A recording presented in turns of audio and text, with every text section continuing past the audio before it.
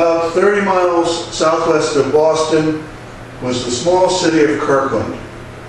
By the start of the 21st century, it had become a successful but unusual tourist town, gaining visitors from the Boston and Providence metropolitan areas, and some visitors from further away who stayed in its boutique hotels. The start of its transformation was in 1975, when the Star City Cabaret opened, an extravagant, expensive entertainment, a retro mashup of Brazilian carnival, world music and dance, and New Orleans jazz.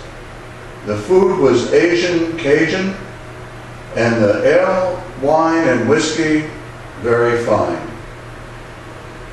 It was located in Kirkland by chance. The owner had capital and a dream.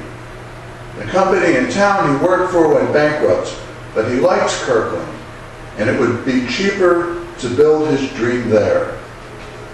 It was cheaper to buy an old building downtown Kirkland and renovate it than to try and do that in Boston. He felt that if something is really spectacular, people will seek it out. Most upper middle class people lived in the suburbs anyway. They had to drive to Boston anyway to go to a fancy restaurant, nightclub, or the theater. And driving and parking in Boston was an ordeal. So they could drive to Kirkland if it had something special.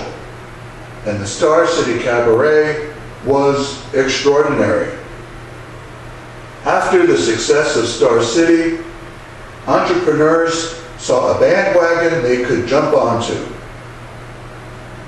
They copied the retro design of the Star City, but opened up less ambitious establishments. Over years, restaurants, bars, cafes, music clubs all opened and adopted the retro aesthetic. The older architecture of Kirkland contributed to the alternate reality of a visit there. A prosperous tourist town had developed that continued into the 21st century.